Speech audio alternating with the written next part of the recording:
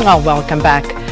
King of AmaZulu Zwelithini Goodwill kaBhekuzulu has once again warned against any attempt to disband the Ingonyama Trust. Now, speaking at the Land Imbizo in Ulundi yesterday, the king assured audiences that no land would be taken away from the trust. He also criticized political parties for using land without compensation for their own interests in the name of democracy. Now, the trust owns and administers close to 3 million hectares of land in KwaZulu-Natal, and it leases it to communities. So we're attempting to discuss this further and understand exactly what is going on in these latest developments. And we're joined on the line now from our Durban studios by Xolani Dube, who's a political analyst and senior researcher at the Xubera Institute for Research and Development. Xolani, welcome and thanks for coming through today. Morning, Sakina, as well as to the viewers. Xolani, I think a good place to start would be to just take a look at Ingonyama Trust, you know, when it was established, why it was established, what it stands for, and what it actually does. Look, I think it is one of the concessions that were made on the eve of the new dawn of South Africa around 1992. And it was meant, or is meant to be kind of a symbol of an olive branch from the so-called the apartheid government to the KwaZulu-Natal monarchy, or to the Kingdom of KwaZulu-Natal. Because remember that the issue of land in KwaZulu-Natal or throughout the whole of South Africa is something that has been with us for quite some time. It was the issue of the land that was being under the administration of the monarchy, as well as the issue of monarchy. And those were the two things that were very pertinent towards the new dawn of South Africa in 1992. So, Xolani, just looking at, how we got to this point, a recommendation by that high-level panel that was headed by former President Kgalema Motlanthe, and they basically came out and in their report said that the Ingonyama Trust the act that established this establishment should be repealed. And, of course, we saw yesterday the king very much against the dissolution of the Ingonyama Trust. So please explain to us those two and the juxtaposition in terms of why the panel recommended that that act be repealed and why the king feels that it shouldn't, why he would want to hold on to the land under the trust. Look, I think here is just the confrontation between the elite as well as the people on the ground. It is the character of any society where the normal citizen always feel that a particular institution is not serving their needs. And then those who are at the helm of that particular institution, they always feel that if the institution powers are being reviewed or are taken away from them, that it disempower them. And so I think it's just a fear from the authorities who had that particular institution, the Ingonyama Trust, the fear of losing power. And so, the issue of power, people, they will do anything or whatever in order to maintain power. And so it's that particular phenomena that you see going on currently. I think one of the other things that people also struggle to understand is that power that you talk about. How does this Ingonyama Trust and the land that is held through it actually could give power to the king? What sort of power does he exercise as a result of that? Look, you know, in the South African context, there is kind of an ascribed status, meaning that is a power that is hereditary and is a power that is, inverted commas, God-given. And that's the argument that this kind of institution, the traditional institution, always advanced. And then at the same time, we live under the constitutional democracy country where citizens are supposed to voice out, citizens are supposed to elect their own representative. And so that's the dichotomy, or that is the problem of South African governance, where we have a house of traditional leaders that is not being elected and sitting in the same vicinity with the House of, with the National Assembly of that, with people who are being represented. And then sometimes you find people in the National Assembly like your King Mangosuthu, your Nkosi Patekile Wolomisa, Umntwana uMangosuthu, who also sits in the House of National, in the National Legislature. And then even yesterday, if you have noticed, you'll see that there was the representative of the government under the, by the name of Bhekuzulu, and also there was a provincial premier in the same sitting with the King Zwelithini. And so it really sent a kind of a very confusing message to say, here's the king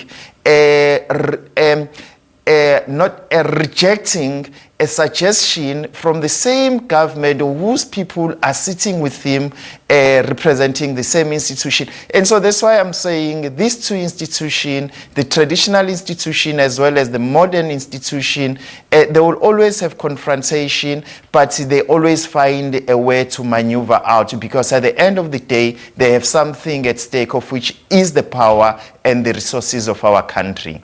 But one has to supersede the other. And it brings us to the question, and I was discussing this with a friend yesterday, and the question arose, what is the actual problem here?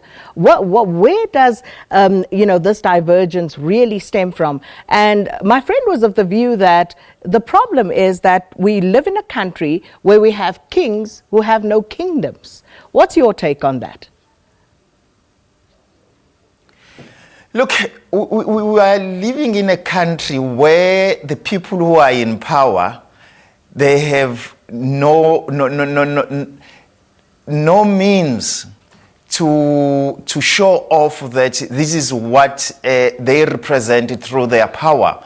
And so it's the same thing with the traditional leaders. It's the same thing with our political elected representatives.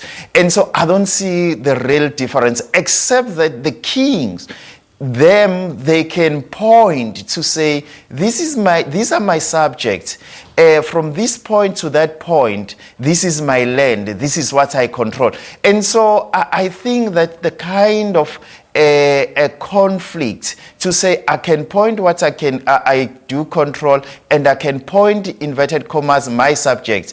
Can you point your constituency? Because the politician as well as the as the traditional leaders, they share the same constituency. So it means that what they control is the constituency, is the hope they always give to the constituency that they represent or that they claim to be representing. But that is part of the problem, isn't it? Because when the king says, this is my land, can the king actually say that? Because who does the land belong to? Look, that's why I'm saying is the issue of how our country is being designed, because the king can invoke the historical background on why he's claiming that this is his land. So as well as the politician on the other side, they can invoke the constitution and so forth to say, why they are saying that this is this is their land and the land must belong to the national legislature or to the modern government. And so is a conflict that is going to be there, and I think the governing party or whoever is going to come into party post 2019 election, they are supposed really to sit down and try to understand that whether they like it or not, the traditional institutions are here to stay. And so the traditional institution, they must understand that we live in a modern society. And so I think it's the issue of coexisting, and then they have to have means of harmony through this coexistence. And that seems to be the tough thing that needs to be resolved. But listening to the King yesterday and drawing from his speech, what do you think could possibly happen should the Ingonyama Trust be dissolved as per the high-level panel's recommendation? Look, we have to understand, Sakina, that in round about 1992, there was also kind of a political phenomena in KwaZulu-Natal that the political party, the IFP, exploited for its own benefit. And so such kind of gathering, we have to understand that certain political parties, they also want to extrapolate their own benefit out of this. That's why yesterday, one can say the Chief Mangosuthu Buthelezi, he outclassed the ANC through using the traditional space to mobilize for his political organization. And so what happened yesterday is not only the layer of King trying to portray his power, as well as to show our elected political representative that he's got constituents. But there was also this underlying layer of Chief Mangosuthu Buthelezi that he used in order to mobilize for his political party. And so there is so many things that yesterday was happening through that particular gathering. And very interesting you should say that and make that allegation against the IFP. But couldn't others also, claim and play that very card? You think of the tribalism card. Someone like former President Jacob Zuma, for example, could come out and say, well, I was removed because I was talking about things like radical economic transformation and, of course, this land issue. So is that sort of argument peculiar to the IFP? Look, you have to understand that towards the elections, each and every political party, they want to exploit any space that is available for them. And so at the end of the day, you have to understand that it is the issue of numbers that put them in these positions. And so I don't think that yesterday the IFP was worried about any other things except to exploit the platform that was available for them to mobilize, as well as to send kind of messages to say the current governing party is not a party that is there to serve the interest of this particular constituency that was gathering yesterday on Din. Xolani, we'll have to leave it there. Thank you so much. Xolani Dube is political analyst and senior researcher at the Xubera Institute for Research and Development.